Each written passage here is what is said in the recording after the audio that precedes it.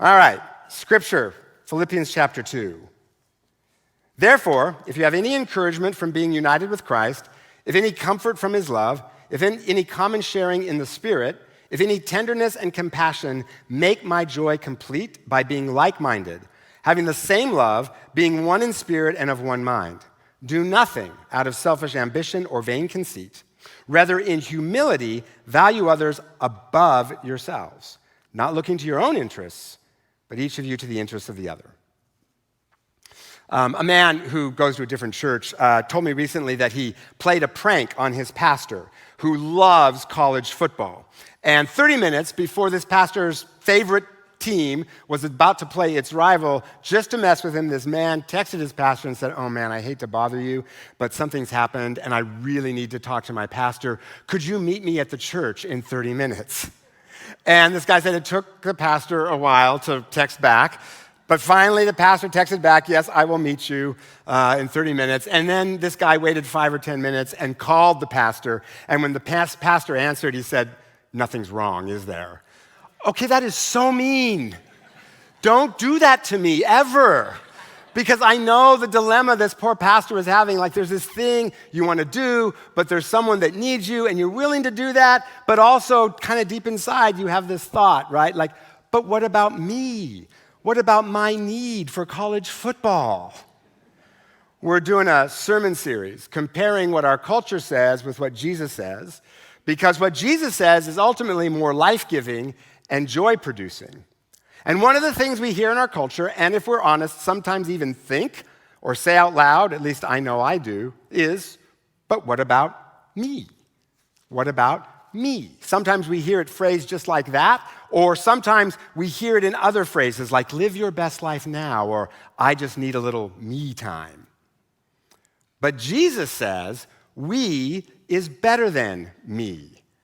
In fact, one of the best ways to fulfill me is to be part of a we, a Christian community, because that brings joy and meaning and purpose. We is better than me every day of the week and twice on Sundays, which is a weird phrase. I think it's a theater phrase, but it feels like it should be a church phrase, right? So I'm going to use it.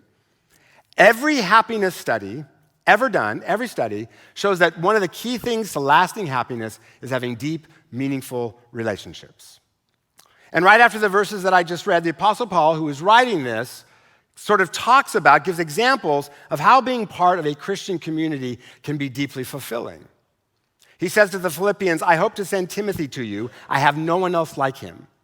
And the literal meaning of the original Greek there is of equal soul, or like-souled, or like my own soul. That's how he feels about Timothy. As a son with his father, he has served with me in the work of the gospel. He's like a son to me. And we're on mission together, striving for a common purpose. Then he talks about another friend of his named Epaphroditus, who Paul describes as my brother, co-worker, and fellow soldier. So Paul is part of a community where he has deep, meaningful friendships with people who are like a son to him, but also like a brother, and also teammates pulling together for the same thing. And unfortunately, that is increasingly rare in our culture for us to have these kinds of relationships, right? Because our instinct in our culture and what our culture rewards is, but what about me? Pursuing my best life now, my dreams, my goals, is all focused on me.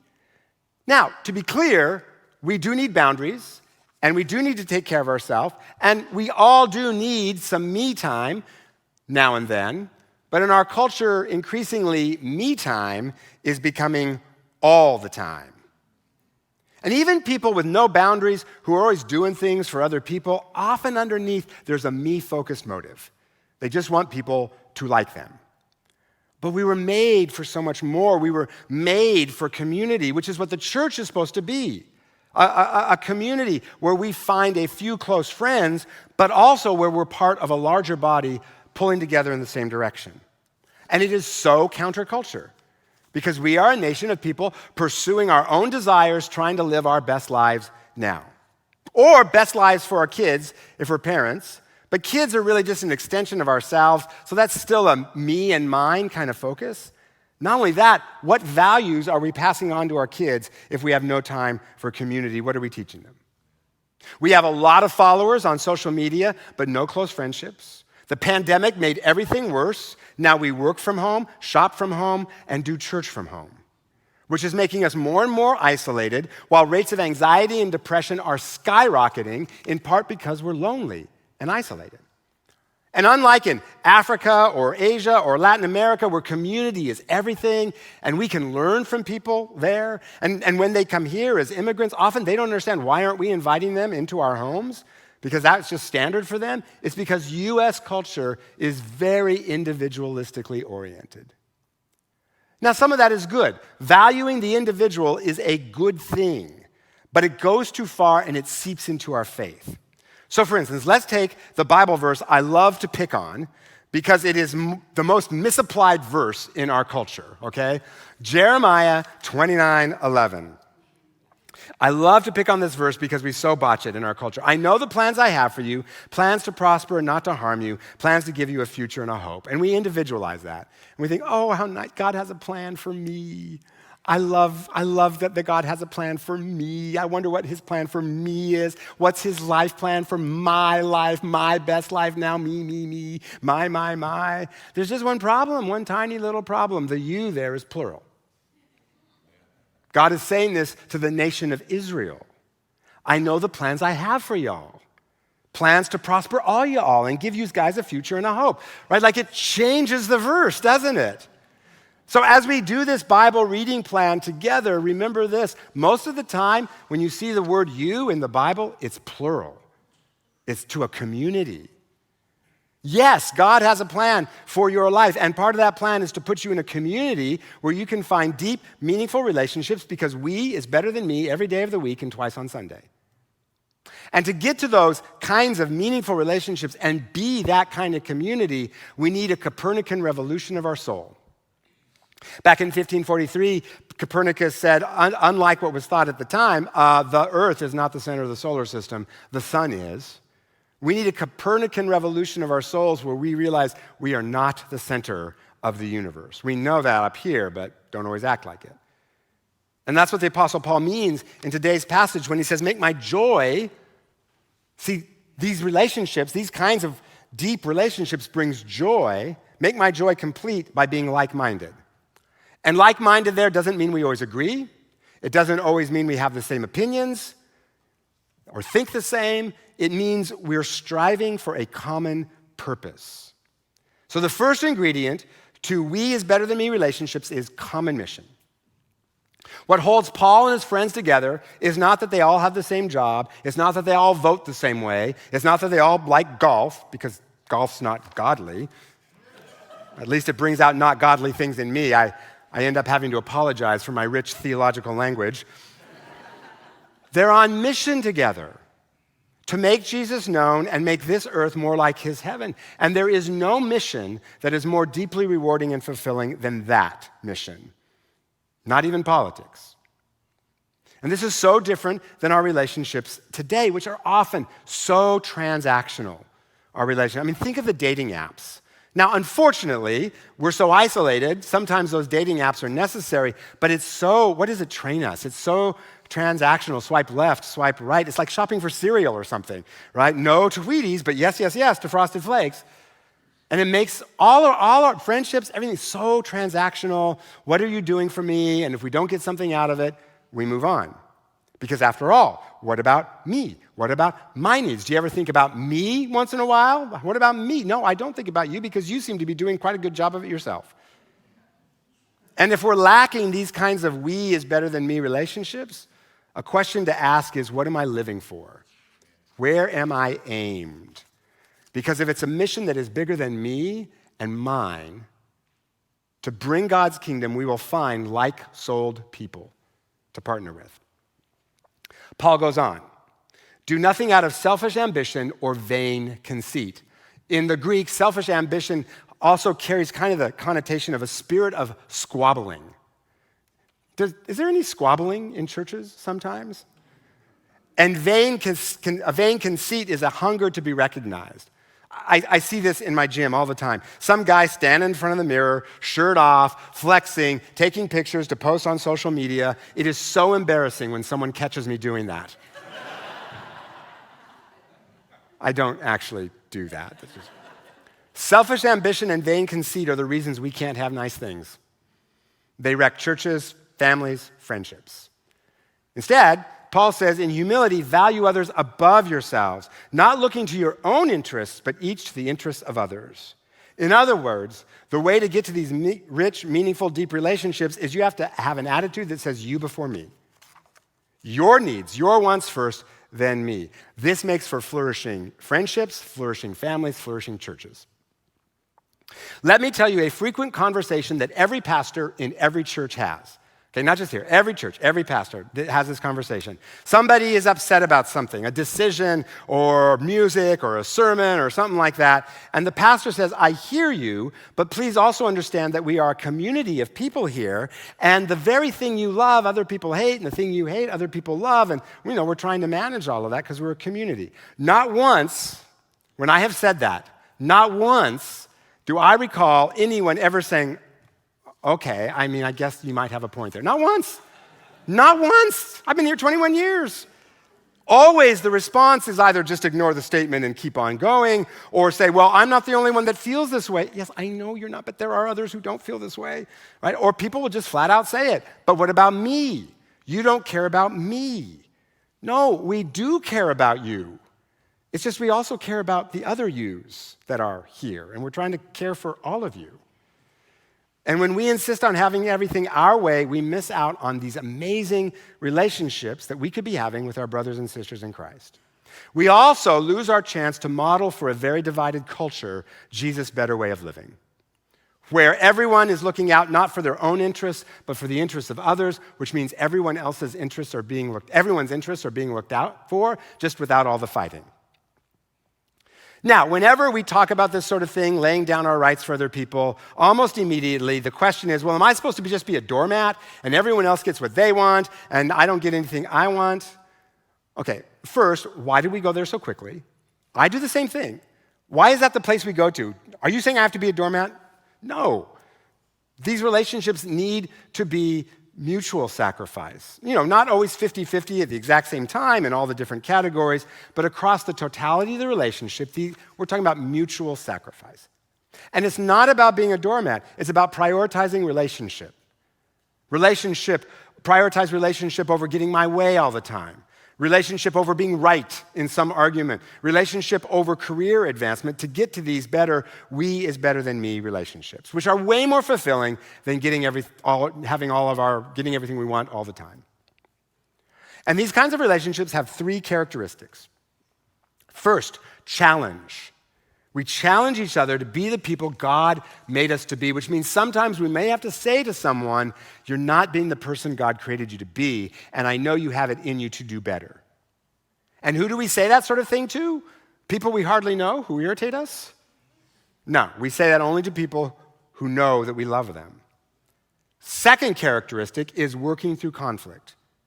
Rather than avoid conflict because it's uncomfortable, it's loving someone enough to go into conflict and be uncomfortable and work through it, because there are no deep relationships without conflict from time to time.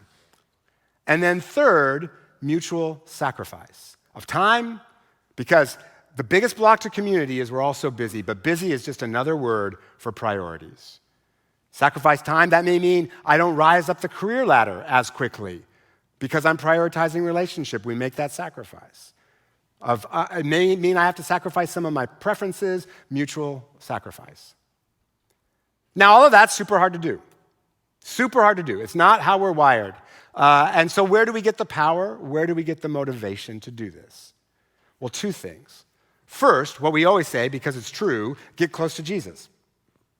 Paul starts this passage saying, if you have any encouragement from being united with Christ, any comfort from his love, and that if there is actually rhetorical. So what he's saying is, since you are united with Christ, when you are united with Christ, you will begin to sacrifice for other people.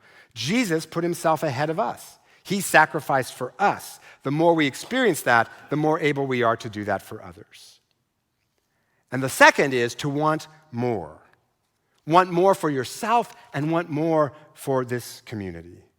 There is more joy in we is better than me relationships than there is in getting our own way all the time. There's more joy in these kinds of relationships. on a personal level with a few people that we can be close to, but also as a church. This is about the kind of church we could be. Because nobody gets up on a Sunday and says, you know what? I just have this sudden urge to go someplace where everyone is fighting about music and politics and all kinds of things and everyone's trying to get their own way. I just have this sudden urge to go to a place like that. I know, let's go to church. Nobody says that. But a community where we're not demanding our own way, but sacrificing for each other, who wouldn't want to be a part of that? So, action step for this week. Make some sacrifices to prioritize relationships this week. Maybe that means joining an all-in group or a service team here at church. Maybe it means letting go of a preference or of a thing that I want. Maybe it means to prioritize these relationships because they lead to lasting joy. That's your action step. Make some sacrifices. We preachers often live what we preach, and that has certainly been true for me the last couple of weeks. We planned this topic for this Sunday way back in August. And as many of you know, 2.5 weeks ago, a very close friend of mine died in his sleep at the age of 44. So young. And he was super healthy, just one of those things. His name was Brian, and he was a student in my college ministry when I was a college pastor. And he and I had breakfast every Friday where we would discuss the 3 G's in his life: God, grades, and girls. Every Friday for 4 years. But not just that, we'd go running together, hiking together, backpacking trips together. When Christina and I moved here, Brian and another student named Scott, who I was also close to, and they were part of my installation service here, they were in seminary in Vancouver. And they'd come down and spend about 1 weekend a month with us for the whole 3 years that they were there. In fact, when we watch our home videos, they're always on, the home videos. And at one point, my kids asked, did they live with us? Sort of. I officiated Brian's wedding. I spoke at his ordination. I never thought I'd have to speak at his memorial. He was so much younger. He was supposed to speak at mine. Brian became senior pastor of Highland Park Presbyterian Church in Dallas, and we would talk a lot about our successes, our failures, our sins, because we would confess our sins to each other, our fears, our hopes. We'd swap best practices of what was working in our churches because, see, we were on mission together to advance God's kingdom. We shared a lot of life.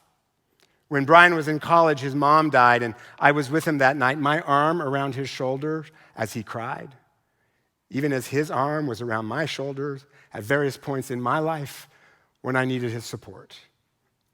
We prioritized being together.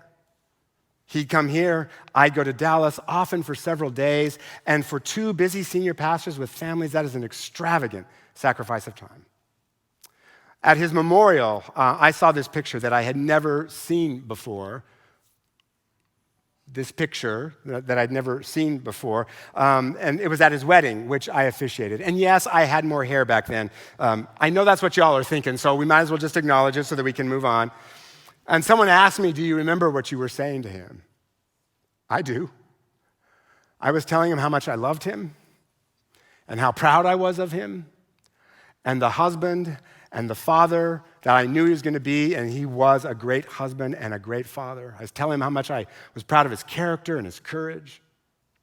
And then there's this picture, which is in my office, and it was in Brian's office as well. On the far left over here is my lifelong mentor, Steve Hayner, who mentored me, and then Brian, who I mentored, and then a high school student who Brian was mentoring at the time, who is now in his 30s, and he's not a pastor, but he helps lead a men's ministry where he is mentoring younger men as well. 4 generations of mentors. This picture has been shown in churches all over the country, and it's been shown at men's retreats, because this is how we become disciples. It's caught, not taught. We become disciples only in these we is better than me relationships. And for the last couple of weeks, every time I look at this picture, all I can think is wrong order.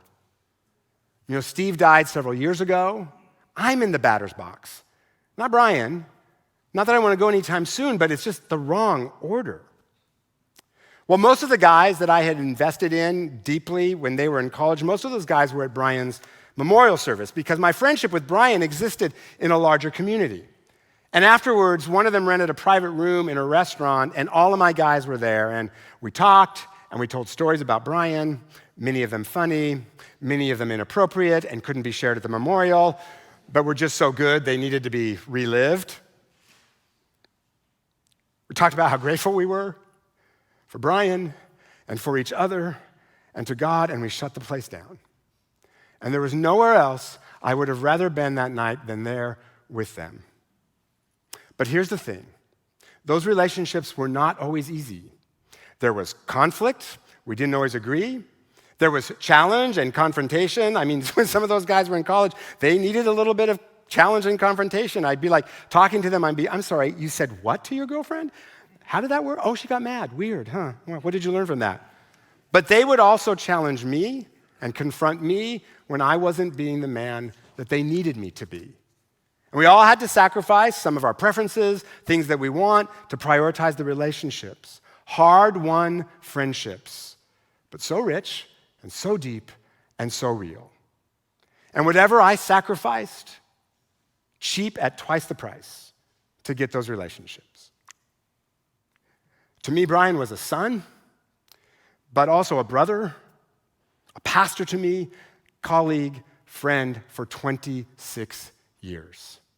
And to lose a friend like that, with whom I had gone so deep and been on mission with for so long, hurts so much. And I'm glad.